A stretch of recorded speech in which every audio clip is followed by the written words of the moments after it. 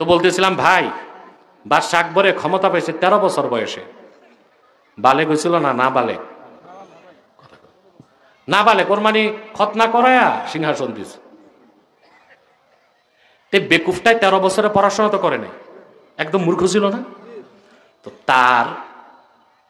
তার রাজপ্রাসাদে 2 মৌলবী ছিল শিয়া, 2 ভাই, একটা আবুল ফজল ফৈজি আর একটা আবুল ফজল আল্লামি, 2 ভাই শিয়া।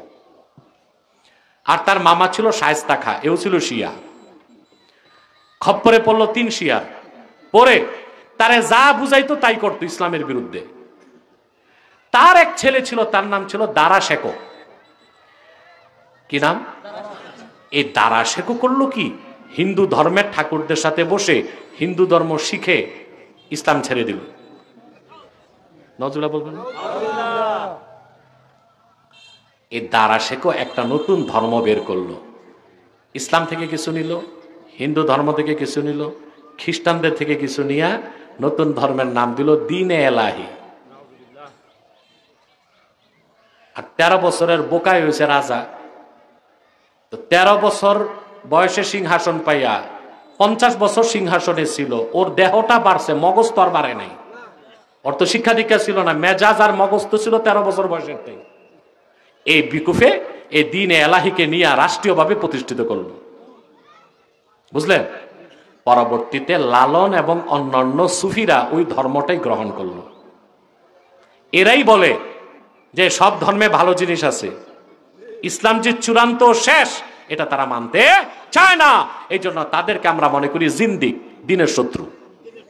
বাংলাদেশে কিছু বুদ্ধিজীবী আবার এই দ্বীনে এলাহি প্রচার করে ভিন্ন নামে, সুফিবাদের নামে। কথা বলেন।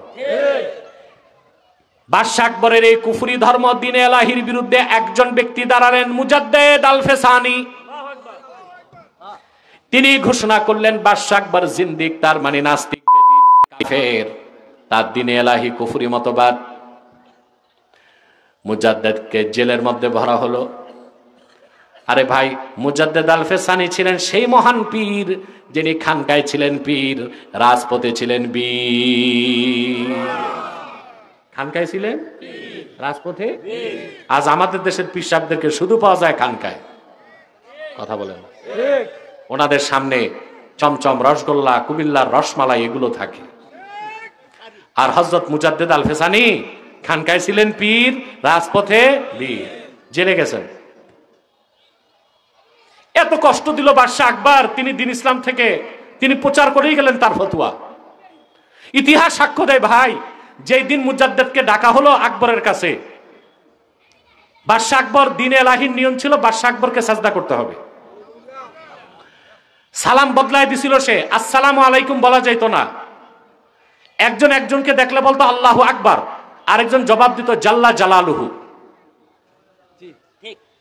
আজ সেই দ্বীনে এলাহিকে নতুন নামে, সুফিবাদের নামে বাংলাদেশে প্রচার করতেছে কিছু বুদ্ধিজীবী। এর মধ্যে একটা হচ্ছে কুখ্যাত বুদ্ধিজীবী সলিমুল্লাহ খান, আরেকটা হচ্ছে লালনের উত্তরসূরি ফরহাদ মজহার। বাংলাদেশের কোন আলেম এখনো তাদের বিরুদ্ধে মুখ খুলে নাই। আলেমদেরকে আল্লাহর কাছে জবাব দিতে হবে। এই সলিমুল্লাহ খান সুফিবাদকে প্রচার করে, ফরহাদ মজহার সুফিবাদকে প্রচার করে।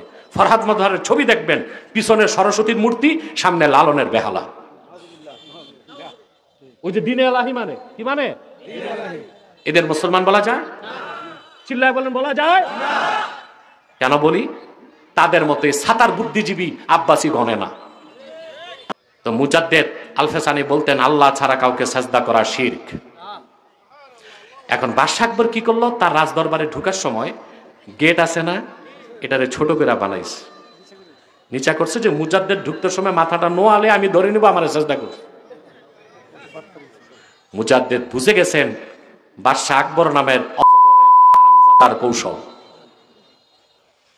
তিনি দাঁড়ার থেকে বসে গেলেন, আগে বাম পাও দিলেন, তারপর দেহ ঢুকায়া ডান পাও ঢুকাইছেন। সুবহানাল্লাহ কইবেন না? ক্ষিপ্র বাদশাহ আকবর তার সেনাপ্রধান বীরবলকে বলল, তুমি মুজাদ্দেদের গর্দানটা ধরে আমার সামনে নোয়াও।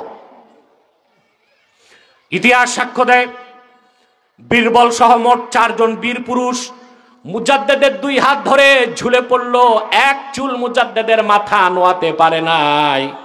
কিন্তু ইতিহাস সাক্ষ্য দেয় মুজাদ্দেদের 2 চোখ ফেটে রক্ত বেরিয়ে গেছে।